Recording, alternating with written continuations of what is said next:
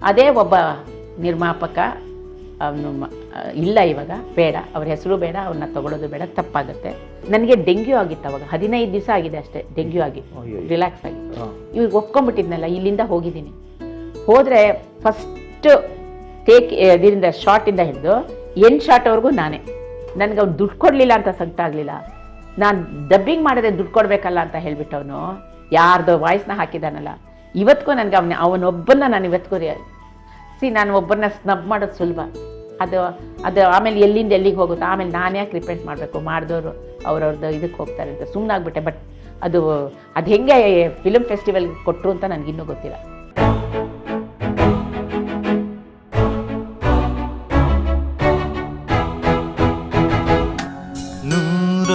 ನೂರೊಂದು ನೆನಪು.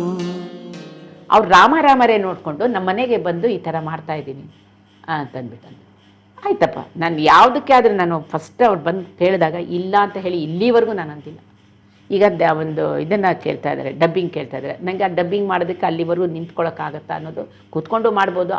ಎಷ್ಟೋ ಮಧ್ಯಕ್ಕೆ ಬಿಟ್ಟೋಗಿದ್ದೀನಿ, ನನಗೆ ಸ್ವಲ್ಪ ಈ ಮರವು ಬಂದಿದೆ. ನಿಮಗೆ ಸೀನಿಯರ್ ಆ್ಯಕ್ಟರ್ಸ್ಗಳಿಗೆಲ್ಲ ಒಂದು ಸೆಂಟಿಮೆಂಟ್ ಏನಂದರೆ ತುಂಬಾ ನೀವು ನಿಂತ್ಕೊಂಡು ಮಾಡೋಕ್ಕೆ ಪ್ರಯತ್ನ ಪಡ್ತೀರಾ. ಹೌದು, ಯಾಕೆಂದ್ರೆ ಅವ್ರಿಗೆ ಬಾಡಿ ಲ್ಯಾಂಗ್ವೇಜ್ ಬೇಕು, ಆಕಾಶವಾಣಿ ಅದೆಲ್ಲ ಈ ಸೀನಿಯರ್ಸ್ ಅಂತ ಹಿರಿಯರಿಗೆ ಅವರು ಆ ಹಳೆ ಸಿಸ್ಟಮ್ನೇ ಅವ್ರು ಇನ್ನೂ ಬಿಟ್ಕೊಡಲ್ಲ. ನೀವೆಲ್ಲ ಈ ಹಿರಿಯ ಕಲಾವಿದರು ಸೀನಿಯರ್ಸ್ ಎಲ್ಲ ಕೂತ್ಕೊಂಡು ಮಾಡಿದ್ರೆ ಬಾಡಿ ಲ್ಯಾಂಗ್ವೇಜ್ ಬೇಕಲ್ಲ, ಮತ್ತೆ ಆಕ್ಟ್ ಮಾಡ್ಬೇಕಲ್ಲ ಡಬ್ಬಿಂಗ್ ಅಲ್ಲಿ. ನೀವು ಹೀಗೆ ಮಾಡ್ಕೊಂಡು ಬಂದಾಗ ಅವರು ಪಾಪ ಅಂದವರು, ಹೌದಾ ಯಾಕೆ ಬಂದಿಲ್ವಾ, ಇಲ್ಲ ಮೇಡಮ್ ನನಗೆ ಬಂದಿಲ್ಲ ಅಂತಂದ್ಬಿಟ್ಟಂದೆ. ಅವರು 2 ದಿವಸದಲ್ಲಿ, ಆಗ ಮೇಯರ್ ಇದ್ರಲ್ಲ, ಅವರು ಮುಂದೆ ಹೋಗಿ ಕೂತ್ಕೊಂಡು ಈ ಥರ ನಮ್ಮ ಏರಿಯಾ ನಮ್ಮ ಇದು, ನಂಗೆ ಅವ್ರ ಪರಿಚಯನೇ ಇಲ್ಲ ಆ್ಯಕ್ಚುಲಾಗಿ, ಹಾಗಂತ ಹೇಳಿಬಿಟ್ಟು 2 ದಿವಸದಲ್ಲಿ ಮಾಡಿಸ್ಬಿಟ್ಟು, ನಾನು ಸಕಲೇಶ್ಪುರದಲ್ಲಿ ರಾಜರು ಅಂತ ಹೇಳಿ ಶೂಟಿಂಗ್ ಅಲ್ಲಿದ್ದೀನಿ. ಅಲ್ಲಿಗೆ ಹೋದಾಗ ಯಾರು ಫೋನ್ ಮಾಡಿದ್ರು, ಕಂಗ್ರ್ಯಾಚುಲೇಷನ್ ಕೆಂಪೇಗೌಡ ಪ್ರಶಸ್ತಿ. ಹಾಂ, ಅನ್ಬಿಲೀವಬಲ್. ಅದು ನಮ್ಮ ಮನೆಯಲ್ಲಿ ಇವ್ರ ಹತ್ರ ಬಂದು ಒಂದು ನಂದು ಬಯೋಡೇಟಾ ಇಸ್ಕೊಂಡು ಹೋಗಿದ್ದಾರೆ, ಪ್ರೊಫೈಲ್ ತೊಗೊಂಡೋಗಿ ಅವರೇ ಕೂತ್ಕೊಂಡು ಮಾಡಿಸಿದ್ದಾರೆ. ಆ ಥರ ಯಾರಿರ್ತಾರೆ ರಘುರಾಮ್? ಗ್ರೇಟ್, ನಿಜವಾಗ್ಲೂ ಯಾರೇ ನೀವು ಅದು ಪಾಪ ಆ ಇನಿಷಿಯೇಟಿವ್ ತಗೊಂಡು ಒಬ್ಬ ದಕ್ಕಬೇಕಾಗಿರೋ ವ್ಯಕ್ತಿಗೆ ಮಾಡಿಕೊಟ್ಟರೆ ಧನ್ಯವಾದಗಳು. ಅವ್ರನ್ನ ನಾನು ನೆನೆಸ್ಕೊಳ್ಳೋದು ಯಾಕೆ ಅಂತಂದರೆ, ಯಾಕೆಂದರೆ ಪಾಪ ಅವ್ರು ಮಾಡಬೇಕು ಅನ್ನೋದೇನಿತ್ತು, ಏನಿಲ್ಲ ಅಂಥವ್ರೊಳಗಡೆ ಇಷ್ಟು ವರ್ಷ ಕೆಲಸ ಮಾಡಿ ಇವಾಗ ನನಗೆ ಇದು ಲೈಫ್ ಟೈಮ್ ಅಚೀವ್ಮೆಂಟ್ ಕೊಟ್ಟಾಗಲೇ ನನಗೆ ಬಹುಶಃ ಅದೇ ಫಸ್ಟು ಅದೇ ಕೊನೆಯೇ ಥರ ಅವರಾಗವರೇ ಕೊಟ್ಟಾಗ ಬಹಳ ಖುಷಿ ಆಗುತ್ತೆ. ಈಗ ಕೋಳಿತಾಳು ಎಷ್ಟು 16-17 ಇಂಟರ್ನ್ಯಾಷನಲ್ ಫಿಲಮ್ ಫೆಸ್ಟಿವಲಲ್ಲಿ ಹೋಯ್ತು. ಕೇಳಿರ್ಬಹುದು, ನಿಜವಾಗ್ಲೂ ಕೋಳಿತಾಳನ್ನ ನೀವು ನೋಡಬೇಕು. ಅವನು ಮಾಡಿರೋ ಒಂದು ಇದೆಯಲ್ಲ, ಪ್ರಯತ್ನ ಇದೆಯಲ್ಲ, ಫಸ್ಟ್ ಪ್ರಯತ್ನ. ಅವನು ಇದ್ದಿದ್ದು ಕಾರ್ಪೊರೇಟ್ ಆಫೀಸಲ್ಲಿ ಕೆಲಸದಲ್ಲಿ ಇದ್ದಿದ್ದನ್ನು 2 ವರ್ಷ ಬಿಟ್ಟು 2 ವರ್ಷ ಕೂತ್ಕೊಂಡು ಸತತವಾಗಿ ಮಾಡಿ, ಅದಾದ್ಮೇಲೆ ನಾಳೆ ರಜಾ ಕೋಳಿ ಮಜಾ ಮಾಡ್ದ. ಆ ಸಿನಿಮಾ ಅಂತೂ ಹಿಲೇರಿಯಸ್ ಅಂತೂ, ಒಬ್ರಂತೂ ಹೇಳಿದ್ರೆ ನಕ್ಕೊಂಡೇ ಮತ್ತೆ ಅಯ್ಯೋ ಅಂತ ಎಂಜಾಯ್ ಮಾಡ್ತಾರ ಆ ಸಿನಿಮಾನ. ಹಾಗೆ ಆ ಹುಡುಗ ಮಾಡಿದಾಗ ಬಂದು ಇಲ್ಲೇ ಕೂತಿದ್ದ, ನಾನು ಅಲ್ಲಿ ಕೂತ್ಕೊಂಡಿದ್ದೆ. ಹೇಳ್ದೆ, ಈ ಥರ ಮಾಡ್ತಾ ಇದ್ದೀನಿ ಮೇಡಮ್, ಈ ಥರ ಮಾಡಿ. ಆಯ್ತಪ್ಪ, ಯಾವಾಗ ಮಾಡ್ತೀನಿ, ಇಷ್ಟು ದಿವಸ. ಸರಿ, ಲೊಕೇಶನ್ ಅಲ್ಲೇ, ಓಕೆ. ಆಮೇಲೆ ಪೇಮೆಂಟ್, ನಾನದೇ ನೋಡಪ್ಪ, ನಾನು ಪೇಮೆಂಟ್ ಯಾವತ್ತೂ ಯಾರ ಹತ್ರನೂ ಮಾತಾಡಿಲ್ಲ. ಇಂಥವ್ರು ನೀನು ಇನ್ನೂ ಫಸ್ಟ್ ಮಾಡ್ತಾ ಇದೆಯಾ, ಖಂಡಿತ ಬೇಡ, ದೇವ್ರ ಮುಂದೆ ₹1 ಇಟ್ಬಿಡು, ನಾನು ಮಾಡ್ತೀನಿ. ನನಗೇನು ಬೇಕು, ನೀನು ಮಾಡ್ತಾ ಇರೋ ಕೆಲಸದಲ್ಲಿ ನಿನ್ಗೆ ಸಕ್ಸಸ್ ಸಿಕ್ಕಿ ಅಂತ ಹೇಳಿಬಿಟ್ಟು, ಹಾಗಂದಾಗೆ ಅಲ್ಲಿ ಹೋದ್ವು. ಅವ್ರ ಮನೆ ಎಲ್ಲ ಅಲ್ಲೇ, ಮನೇನೂ ಅಲ್ಲೇ, ಹಸು ಪ್ರತಿಯೊಂದು ಅಲ್ಲೇ. ನಿಜವಾಗ್ಲೂ ನಾನು ಮರೆಯೋಕ್ಕೆ ಸಾಧ್ಯ ಇಲ್ಲ ಆ ವಾತಾವರಣ. ಅಲ್ಲಿ ಮಾಡಿದ್ದು ನಮ್ಗೆ ಶೂಟಿಂಗ್ ಮಾಡಿದ್ದೀವಿ ಅಂತ ಅನ್ನಿಸ್ಲಿಲ್ಲ, ನಾವು ಯಾವುದೋ ಒಂದು ಪಿಕ್ನಿಕ್ ಬಂದಿದ್ದೀವಿ ಅನ್ನಿಸ್ತು. ಅವ್ರು ಮಾಡಿರೋದು ಒಂದು ಇದೊಂದು ಸ್ಪೆಷಲ್ ಎಫೆಕ್ಟ್ಸ್ ಅಂದರೆ 8 ದಿವಸದಲ್ಲಿ ಶೂಟಿಂಗ್ ಮುಗಿಸಿದ್ರು. 10 ದಿವಸದಲ್ಲಿ 15 ದಿವಸ ವಾಯ್ಸಸ್ ಕ್ಯಾಪ್ಚರ್ ಮಾಡಿದ್ದಾರೆ, ಒರಿಜಿನಲ್ ವಾಯ್ಸಸ್ನ. ಅದನ್ನೇ ರೆಕಾರ್ಡ್ ಮಾಡಿಕೊಂಡು ಸೌತ್ ಅಮೇರಿಕಾದಲ್ಲಿರೋ ಒಬ್ಬ ಟೆಕ್ನಿಷಿಯನ್ಗೆ ಇಲ್ಲಿಂದ ಎಲ್ಲದೂ ಕಳಿಸ್ಕೊಟ್ಟಿದ್ದಾರೆ. ನೀವು ನೋಡಿ ಅದರೊಳಗಡೆ ಎಲ್ಲಿ ಆ ಮೋಟ್ರ್ ಬೈಕ್ ಸ್ಟಾರ್ಟ್ ಆದರೆ ನಿಮಗೆ ಅದು ಡಬ್ ಮಾಡಿರೋದು, ವಾಯ್ಸ್ ರೆಕಾರ್ಡ್ ಮಾಡಿರೋದು ಅಂತ ಅನ್ಸಲ್ಲ ನಿಮಗೆ. ಅಷ್ಟು ರಿಯಾಲಿಟಿ ಇದೆ, ಅಷ್ಟು ರಿಯಾಲಿಟಿ. ದಯವಿಟ್ಟು ಕೋಳಿತಾಳು ನೋಡಿ, ಖಂಡಿತ ನೋಡ್ತೀನಿ, 100% ನೋಡ್ತೀನಿ. ಯಾಕೆಂದರೆ ಅವ್ರು ಮಾಡಿರೋ ಪ್ರಯತ್ನ ಎಷ್ಟಿದೆ ಅಂತಂದರೆ, ಪ್ರಭಾಕರ್ ಕುಂದರ್ ಅಂತ ಹೇಳ್ಬಿಟ್ಟು ಅವರು ಸುಮಾರು ಇವ್ರದ್ದೆಲ್ಲ ಇದ್ರದ್ದೆಲ್ಲ ಮಾಡ್ತಾರೆ, ಕಾಂತಾರ ಇವೆಲ್ಲ ಮಾಡ್ತಾರೆ. ಅವ್ರ ಪಾತ್ರ ಅಷ್ಟು ಸಹಜವಾಗಿದೆ ಅಂತಂದರೆ ತುಂಬ ಸಹಜವಾಗಿ ಅಭಿನಯಿಸಿದ್ದಾರೆ. ಖಂಡಿತ ನೋಡಿ. ಅದು ನಂದು ಅವನ ಹೆಂಡತಿ ಪಾತ್ರ ಮೊಮ್ಮಗ ಬರ್ತಾನೆ, ಒಂದು ಕೋಳಿ ತಾಳು ಮಾಡೋ ಸಂದರ್ಭದಲ್ಲಿ ಏನೇನಾಗುತ್ತೆ ಅನ್ನೋದೇ ಕತೆ. ಖಂಡಿತ ನಾನು ನೋಡ್ಬಿಟ್ಟು ನಿಮಗೆ ಫೋನ್ ನೋಡ್ಬಿಟ್ಟು ಹೇಳಿ. ಅದು ಒಂಥರ ಅಂಥ ಫಿಲಮ್ ಮಾಡಿದಾಗ ಅಷ್ಟು ಕಡೆ ಹೋಗಿದೆ ಅದು. ಮತ್ತು ಇದಕ್ಕೆಲ್ಲ ಹೋಯಿತು, OTTಗೆಲ್ಲ ಹೋಗಿದೆ. ಈ ನಾಳೆ ರಾಜಾ ಕೋಳಿ ಮಜಾನು ಇಲ್ಲ ನೀವೇ ಅದು ಸೀಕ್ವೆಲ್ ಅದು. ಸೊ ನೀವೇ ಇರ್ತೀರಾ, ಏನಂದರೆ ಮೊಮ್ಮಗಳು ಬರ್ತಾಳೆ, ಆ ಮೊಮ್ಮಗನ ಬದಲು ಅಂತಂದ್ಬಿಟ್ಟು ಹೇಳಿದ್ರು. ಅದು ಸುಮಾರು ಸಕ್ಸಸ್ ಆಯಿತು. ಅದುವೇ ಪಾಪ ಸಾಕು ಅಂತ ಮಾಡಿದ್ದಕ್ಕೆ ನಿನ್ಗೊಂದು ಹೆಸರು ಬಂತು, ಮತ್ತು ಇಂಟರ್ನ್ಯಾಷನಲ್ಲಿ ನಿನಗೊಂದು ಇದು ಸಿಕ್ತು, ರೆಕಗ್ನಿಷನ್ ಸಿಕ್ತು, ಖುಷಿ ಆಯಿತು.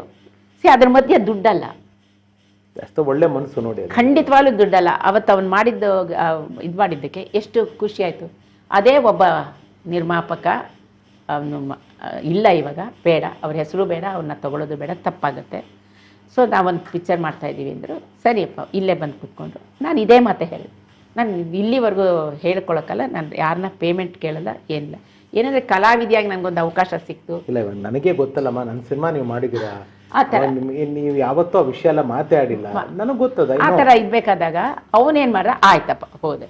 ಇಲ್ಲಿಂದ ಹೆಚ್ಚು ಕಮ್ಮಿ ಒಂದು 20 ಸೀರೆ ಲಗೇಜ್ ಎಲ್ಲ ಇಲ್ಲಿಂದ ಅಲ್ಲಿಂದ ಬಂದು ವ್ಯಾನ್ ಮಾಡ್ಕೊಂಡು ಚಿತ್ರದುರ್ಗ. ನನಗೆ ಡೆಂಗ್ಯೂ ಆಗಿತ್ತು ಅವಾಗ, 15 ದಿವಸ ಆಗಿದೆ ಅಷ್ಟೇ ಡೆಂಗ್ಯೂ ಆಗಿ, ರಿಲ್ಯಾಕ್ಸ್ ಆಗಿ. ಇವಾಗ ಒಪ್ಕೊಂಡ್ಬಿಟ್ಟಿದ್ನಲ್ಲ, ಇಲ್ಲಿಂದ ಹೋಗಿದ್ದೀನಿ. ಹೋದರೆ ಫಸ್ಟ್ ಟೇಕ್ ಇದರಿಂದ ಶಾರ್ಟಿಂದ ಹಿಡಿದು ಎಂಡ್ ಶಾರ್ಟ್ವರೆಗೂ ನಾನೇ. ಬಿಸಿಲು, ಚಿತ್ರದುರ್ಗದ ಬಿಸಿಲು, ಹೋಗಿ ಮಾಡಿಕೊಂಡು ಬಂದಿದ್ದೀನಿ. ನನಗೆ ಅವ್ನು ದುಡ್ಡು ಕೊಡಲಿಲ್ಲ ಅಂತ ಸಂಕಟ ಆಗಲಿಲ್ಲ. ನಾನು ಡಬ್ಬಿಂಗ್ ಮಾಡಿದ್ರೆ ದುಡ್ಡು ಕೊಡಬೇಕಲ್ಲ ಅಂತ ಹೇಳ್ಬಿಟ್ಟವನು ಯಾರ್ದೋ ವಾಯ್ಸ್ನ ಹಾಕಿದಾನಲ್ಲ, ಇವತ್ತಿಗೂ ನನಗೆ ಅವನೊಬ್ಬನ್ನ ನಾನು ಇವತ್ತಿಗೂ ಎಷ್ಟು ಮೋಸ ನೋಡಿ. ಮೇನ್ ರೋಲ್ಗೆ ನನ್ನ ವಾಯ್ಸ್, ನಾನು ಇನ್ನೊಬ್ರಿಗೆ ಡಬ್ಬಿಂಗ್ ಕೊಡ್ತೀನಿ ಅಂತ ಹೇಳಿ ನನ್ನ ವಾಯ್ಸ್ನ ತೊಗೊಂಡೋಗಿ ಆಮೇಲೆ ಏನು ನೀವು ಕೇಳಲಿಲ್ವ ಅವ್ರಿಗೆ? ಹೇಳಿದೆ, ಇನ್ನು ಕಂಪ್ಲೇಂಟ್ ಮಾಡಬೇಕು, ಇದು ಗಲಾಟೆ ಮಾಡಬೇಕು. ನನಗೆ ಅಷ್ಟೆಲ್ಲ ಆ ಥರ ಎಲ್ಲ ಆಗೋದಕ್ಕೆ ನಂಗೆ ಇಷ್ಟ ಇರಲಿಲ್ಲ. ನಾನು ಒಬ್ಬರನ್ನ ಸ್ನಬ್ ಮಾಡೋದು ಸುಲಭ, ಅದು ಆಮೇಲೆ ಎಲ್ಲಿಂದ ಎಲ್ಲಿಗೆ ಹೋಗುತ್ತೆ, ಆಮೇಲೆ ನಾನು ಯಾಕೆ ರಿಪೆಂಟ್ ಮಾಡಬೇಕು, ಮಾಡಿದವರು ಅವ್ರವ್ರದ್ದು ಇದಕ್ಕೆ ಹೋಗ್ತಾರೆ ಅಂತ ಸುಮ್ಮನಾಗ್ಬಿಟ್ಟೆ. ಬಟ್ ಅದು ಹೆಂಗೆ ಫಿಲ್ಮ್ ಫೆಸ್ಟಿವಲ್ಗೆ ಕೊಟ್ಟರು ಅಂತ ನನಗಿನ್ನೂ ಗೊತ್ತಿಲ್ಲ. ಡಬ್ ಮಾಡೋದನ್ನ ಕ್ವಾಲಿಫೈ ಆಗೋಕ್ಕೆ ಕೇಳಿದೆ ನಾನು, ಮಾಡಿ ಕಂಪ್ಲೇಂಟ್ ಮಾಡ್ಬೋದು ಅಂತೆಲ್ಲ ಹೇಳಿದ್ರು. ಆಮೇಲೆ ನಾನೇ ಸುಮ್ಮನಾಗೋಗ್ಬಿಟ್ಟೆ. ಈಗಿಲ್ಲ, ಈಗ ಆ ಮನುಷ್ಯನೇ ಇಲ್ಲ, ಏನು ಪ್ರಯೋಜನ ಆಯಿತು? ಅಲ್ಲ, ನೀವು ಮಾಡಿರೋ ಕೆಲಸನ ಆ ಥರ ಮಾಡಿದ್ದಾರೆ, ಅವರು ಸುಮಾರು ಮಾಡಿದ್ರೆ ಗೊತ್ತಿಲ್ಲ ಏನಾರ. ಇದು ಇದೆ, ಈ ಥರ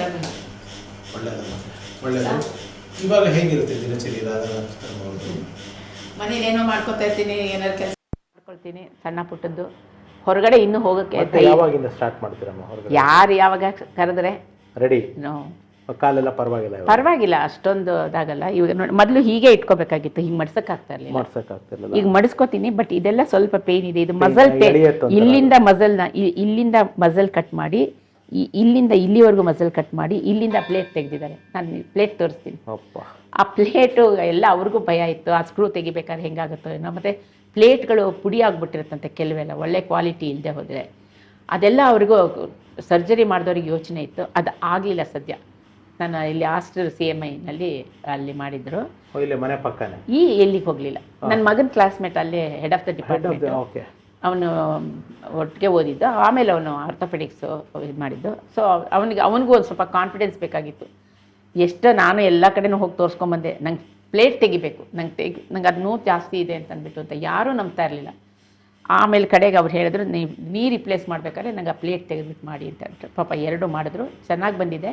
ಸ್ವಲ್ಪ ಏಜ್ ರಿಲೇಟೆಡ್ಡು ಮತ್ತು ಇವೆಲ್ಲ ಇರುತ್ತಲ್ಲ, ಮಸಲ್ ತೇರಾಗಿರುತ್ತಲ್ಲ, ಆ ಮಸಲ್ ಕೂಡ್ಕೋಬೇಕಲ್ಲ, ಅದಕ್ಕೆ ಟೈಮ್ ಬೇಕು. ಅದು ಏನೋ ನಾನು ಅಷ್ಟೆಲ್ಲ ಸೀರಿಯಸ್ ಆಗಿ ತೊಗೊಳ್ತಲ್ಲ, ಇಗ್ನೋರ್ ಮಾಡ್ತೀನಿ. ನೋವಿದ್ದಾಗ ಒಂದು ಡೋಲೋ 650 ಏನಾದ್ರು ತೊಗೊಂಡ್ಬಿಟ್ಟು.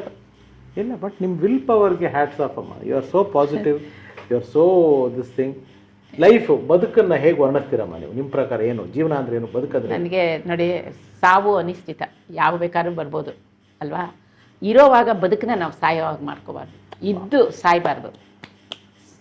ಜೀವನಾನೇ ಹೊಟ್ಟೋಯ್ತೆ ಅಂದಾಗ ಆವಾಗ ಪರವಾಗಿಲ್ಲ. ಬದುಕು ಇರೋವಷ್ಟು ದಿವಸ ನಲ್ಲಿ ಕೊರ್ಗಿ ಇದು ಅದು ಅಯ್ಯೋ ಹಿಂಗಾಯ್ತಲ್ಲ ಯಾಕೆ ಬೇಕು? ನಾನೆಲ್ಲರಿಗೂ ಹೇಳೋದೆ, ಆರಾಮಾಗಿ ಜೀವನನ ಅವನು ಏನು ಕೊಟ್ಟಿದ್ದಾನೋ ಅದನ್ನು ಸಂತೋಷವಾಗಿ ಅನುಭವಿಸಿ. ಅದು ಬಿಟ್ಬಿಟ್ಟು ಸುಮ್ಮನೆ ಬದುಕಿ ಇರೋದೇ ಈ ಥರ ಕಷ್ಟ ಇರಬೇಕಾದಾಗ ಇನ್ನಷ್ಟು ಕೊರಗು ಹಂಚಿಸ್ಕೊಂಡು ಖುಷಿಯಾಗಿರಿ. ಲೈಫ್ನ ಎಂಜಾಯ್ ಮಾಡಿ, ದೇವ್ರು ಕೊಟ್ಟಿರೋದ್ರೊಳಗಡೆ. ಈಗ ಒಂದು ಊಟ ಮಾಡ್ಬೇಕಾದ್ರೆ ಆ ಊಟನ ಆನಂದಿಸ್ಕೊಂಡು ಊಟ ಮಾಡಿ, ಕಣ್ಣುಗೊತ್ತಿ ಆನಂದವಾಗಿ ಊಟ ಅಷ್ಟೇ. ಅದು ಏನು ತಿಂತೀರಾ ಏನಿಲ್ಲ, ನಿಮಗೆ ಬೇಕಾಗಿರೋದನ್ನ ಒಂದಿಷ್ಟು. ಇಲ್ಲೇ ಪಕ್ಷ ಪರವಾನ ಎಲ್ಲ ಹಾಕೊಂಡ್ರೆ ಊಟ ಅಂತಲ್ಲ, ಒಂದು ಅನ್ನ ತಿಳಿ ಸಾರು ತಿಂದ್ರೆ ಆನಂದವಾಗಿ ಅದನ್ನು ಅನುಭವಿಸ್ಕೊಂಡು ತಿಂದರೆ ಆ ತೃಪ್ತಿ ಇನ್ನೆಲ್ಲಿಂದ ಸಿಕ್ಕದು. ಇದು ನನಗೆ ಅದು ಎಲ್ಲಿಂದ ಬಂತು ಗೊತ್ತಿಲ್ಲ, ಅದು ಮೊದಲಿಂದನೂ ನಾನು ಅದನ್ನೇ ರೂಢಿ ಮಾಡ್ಕೊಂಡು ಬಂದಿದ್ದೀನಿ. ಒಂದು ಊಟ ಚೆಲ್ಲಬಾರ್ದು, ಮಕ್ಳಿಗೆ ಹೇಳ್ತೀನಿ. ಅನ್ನ ಇಲ್ಲದೇ ಇದ್ದಾಗ ಹಸುವಿನ ಕಷ್ಟ ಏನು ಅನ್ನೋದು ಆವಾಗ ಗೊತ್ತಾಗುತ್ತೆ. ಅದರಿಂದ ದಯವಿಟ್ಟು ಅನ್ನ ಪರಬ್ರಹ್ಮ, ಅದನ್ನು ಅನ್ನ ಚೆಲ್ಲಬೇಡಿ. ವಂಡರ್ಫುಲ್. ಈಗ ಸುಮಾರು ಒಂದು ಆಲ್ಮೋಸ್ಟ್ 2 ಗಂಟೆಗಳ ಕಾಲ ಆಯಿತು, 1.25-2 ಗಂಟೆ ಆಯಿತು. ಇನ್ನೂ ಮಾತಾಡ್ತಾ ಇರ್ಬೋದು.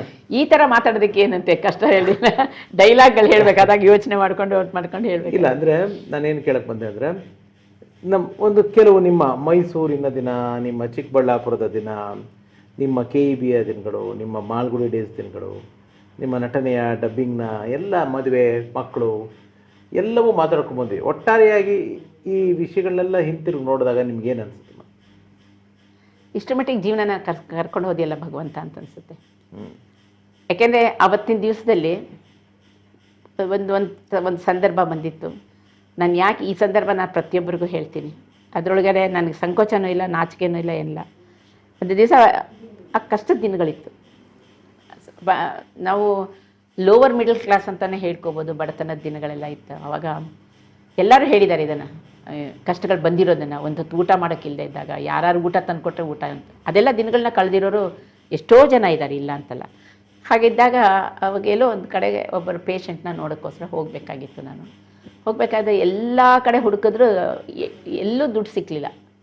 ಅಲ್ಲೆಲ್ಲೋ ಒಂದು ಕಡೆ ಒಂದು 50 ಪೈಸೆ, ಅಂದರೆ ಒಂದು 50 ಪೈಸೆ ಒಂದು ಕಾಯಿನ್ ಸಿಕ್ತು.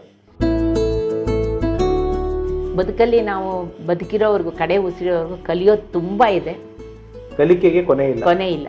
ಅದನ್ನು ಕಲ್ತ್ಕೊಂಡು ನಾವು ಅದನ್ನು ಆದಷ್ಟು ಬಳಸ್ಕೋಬೇಕಷ್ಟೆ. ನಾವು ಇನ್ನೊಬ್ಬರಿಗೆ ಸಹಾಯ ಮಾಡದಿದ್ರೂ ಪರವಾಗಿಲ್ಲ, ತೊಂದರೆ ಕೊಡಬಾರ್ದು. ನಮ್ಮಮ್ಮ ಅದೇ ಹೇಳೋರು, ನಿಮ್ಮ ಕೈಲಿ ಒಳ್ಳೇದು ಮಾಡೋಕ್ಕಾಗಿಲ್ಲ ಅಂದ್ರೆ ಪರವಾಗಿಲ್ಲ, ಗೊತ್ತಿದ್ದು ಕೆಟ್ಟದ್ದು ಮಾಡಬೇಡ ಅಂತ.